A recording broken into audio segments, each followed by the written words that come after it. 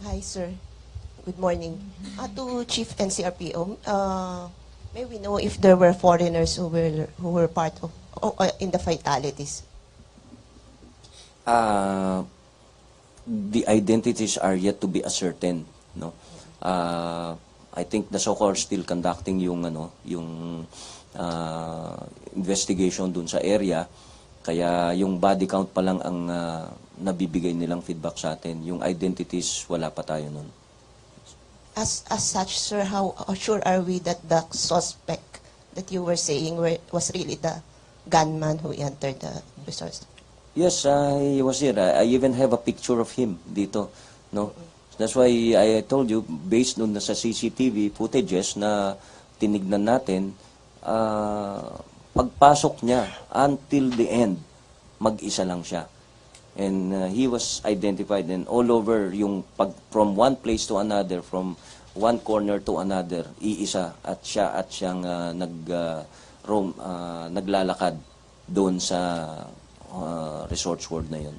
Sir, based on your descriptions earlier, it seems that the person knew where to park his car, how to use the stairs going up and down from first floor to fifth floor, and is that just a profile of a regular criminal? Well, it's not far-fetched na he's frequenting that casino, no? Kasi most probably, sabi nga, he's mentally disturbed. Baka talunan ito sa casino, eh, no? Talunan ito sa casino. And we don't want to also yung possible motivation is yung robbery, dahil kinuha niya yung worth 113 million na worth na casino chips, eh. But the only thing is, hindi mo pwedeng ipapalit yon, hindi mo rin magamit yon, no? So, and iniwan niya yon when he was being pursued. Iniwan niya yun dun sa kubeta, kaya we were able to recover that. At yung Resorts World naman, it's a very common place, no? Meron siyang sariling parking. It's like going to SM Mall. Parang pumunta ka lang sa SM dun, eh. Meron siyang sariling parking. After you park your car, you get inside the mall. Ganun na kasimple kasi yun, eh. Sir, yung pong mga namatay, ano po, sa second floor lang sila? Were they sprawled all around? Yes, they were all over dun sa casino area. Sir, ano po bang ginamit na pampa-ignite sa carpet? Kasi if I recall it right, yung Resorts World, malawak yun, eh. It can accommodate hundreds of people or casino goers. He was bringing with him gasoline na nasa 2 liters na bottle of Coke, no? And apparently, meron pa siyang extra. Kasi inubos niya doon sa casino yung isang bottle of Coke ng gasoline. At ang pinagsindi niya, yung ginagamit natin na igniter na mahaba. Yung ginaganon. No?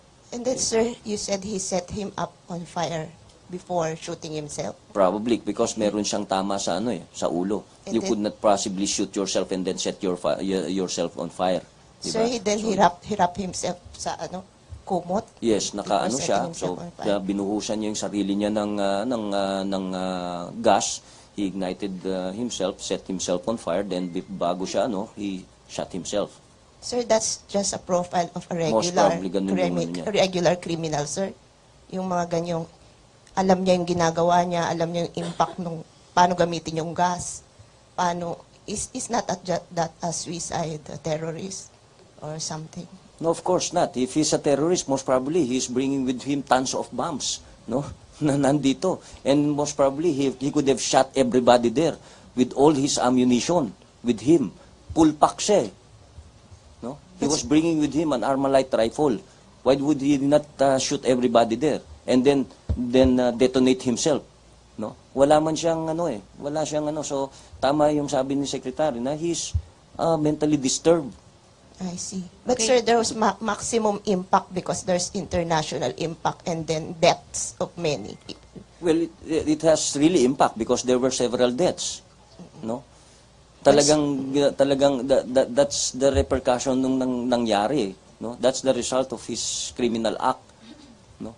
But it doesn't mean that his acts can be attributed to terrorism. Because if he's really a terrorist and he will set himself on fire, he would rather be detonate himself, no? Bringing him tons of no siguro or kilos of TNT sa katawan niya, and then detonate himself and then blast the whole hotel. Thank you, Tina. NCRPO Chief, allow me to read a question from Lani ng FB Presidential Com. Gumagana ba daw po yung sprinklers? Fire alarm? Bakit ang daming namatay sa suffocation? Yes, that is now a subject of investigation. No? Yun ang titignan natin. Kasi kung yan ay nasunog, the sprinkler should have been activated.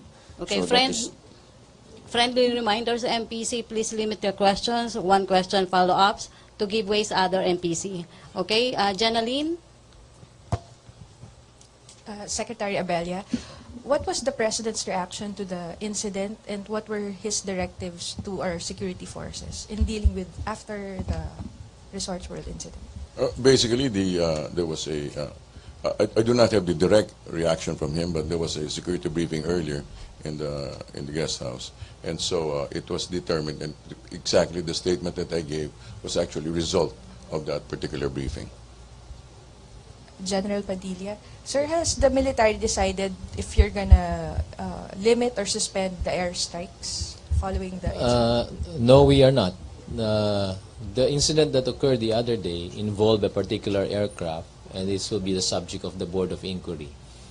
The aircraft and the crew involved have all been pulled out and are administratively back in their headquarters for debriefing as well as counseling. You know, the worst scenario that can be likened to the worst nightmare for every pilot who tries to assist his fellow uniform services on the ground is to have a case or an incident like this.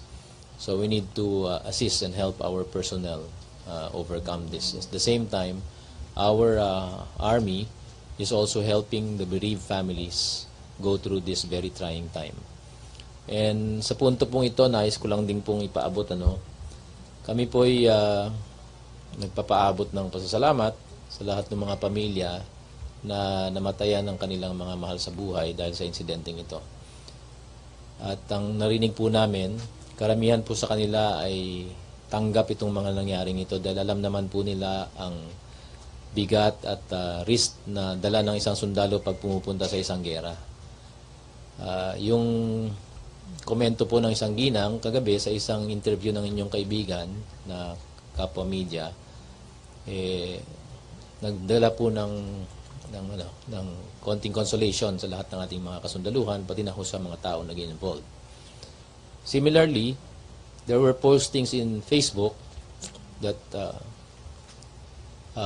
tried to bring and communicate their support to the soldiers. And we thank the public for this. It's very hard. During these times, we become very emotional. Thank you. Sir, last question. Sir, Secretary Lorenzana admitted this ammunition is running low. Is the military gonna boost acquisition? Your armed for- forces will never run out of ammunition, my dear. We have the general arsenal to keep on producing, and even if they want to keep this fight up to the end of this month or this week or whatever, we are determined to take care of all these forces that have brought and disturbed the peace, brought violence and disturbed the peace to the peace-loving community of Marawi. So, katulad nga po ng sabi ko sa huling parte ng report natin kanina, kami po ay nananawagan na sana these armed bandits will come to their senses, surrender, or face the dire consequences of military action, and that means sure death. JP?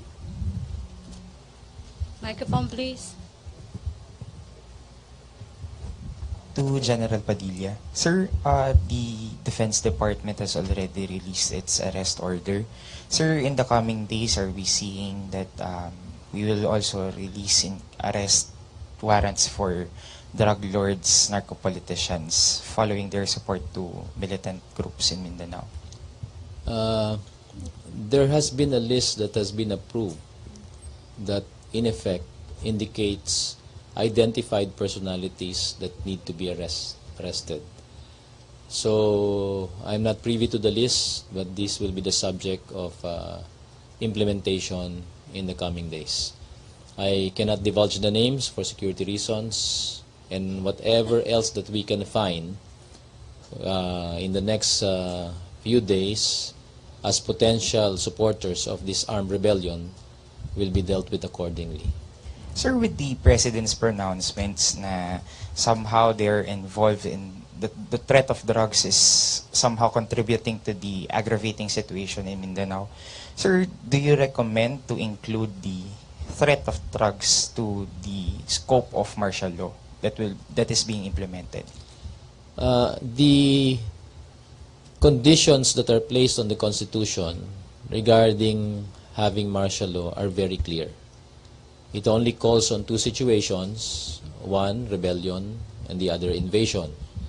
There is no other conditions other than those. The conditions prevailing right now in Marawi and elsewhere in Mindanao constitute rebellion and partly invasion, and that is where martial law was based.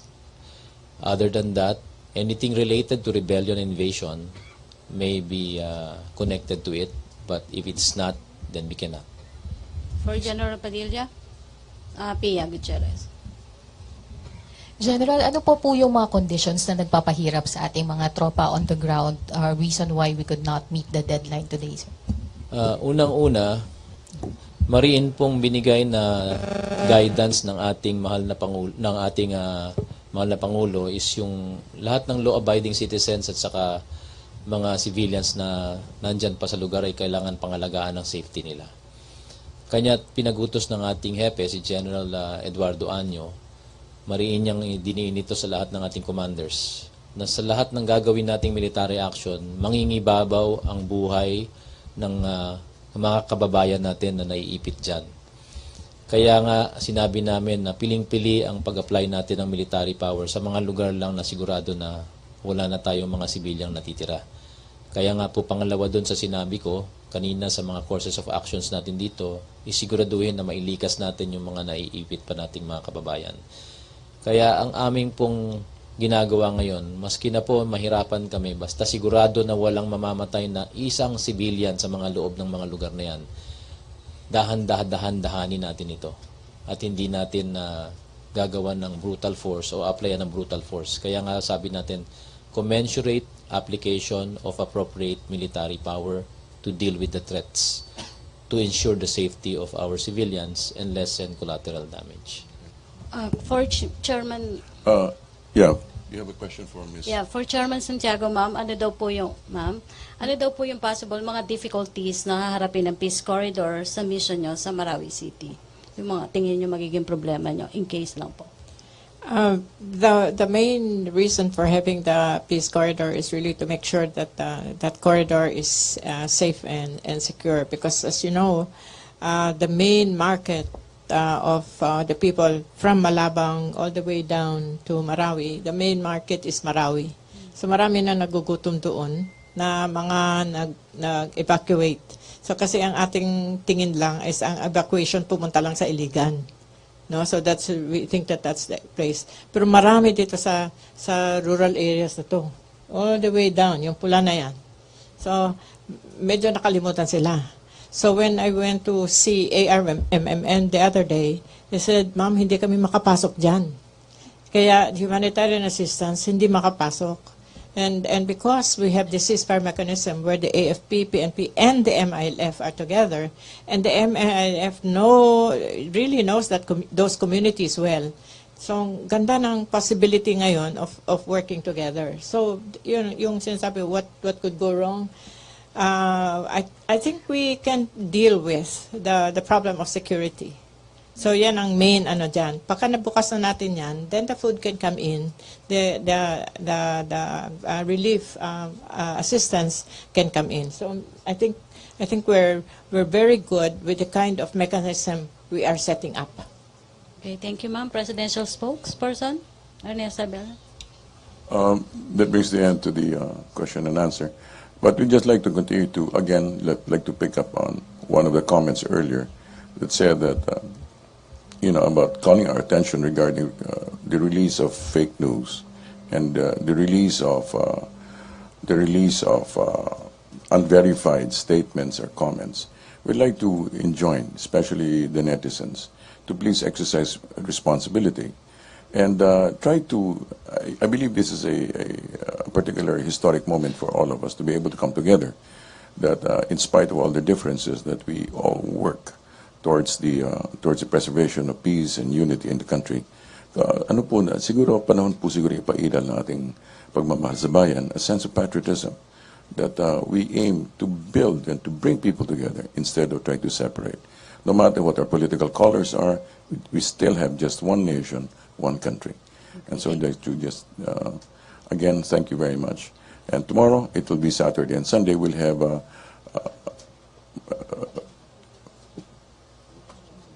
Radyo Dambayan for a Q&A. Yes.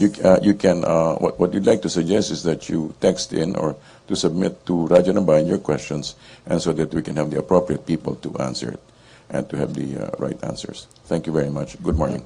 Okay, thank you. Thank you, Malacanang Press Corps. Thank you, General Padilla, NCRPO Chief Albayalde, Chairman Irene Santiago, and Presidential Spokesperson Ernesto Abella back to our main studio sa Radyo ng Bayan and PTV.